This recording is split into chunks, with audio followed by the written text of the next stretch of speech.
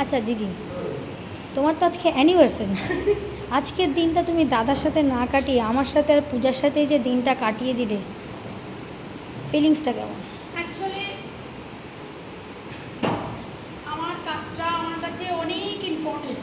দাদা তো আমার সঙ্গে সারা জীবন আছে, থাকবে, ঠিক আছে?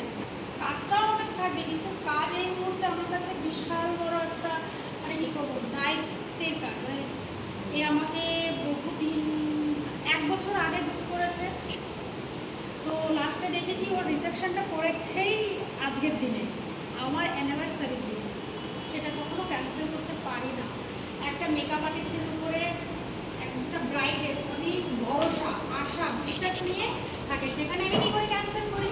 ও বাবা, কখনোই না। মনে করছি আমার অ্যানিভার্সারি এখানে পালন করছি।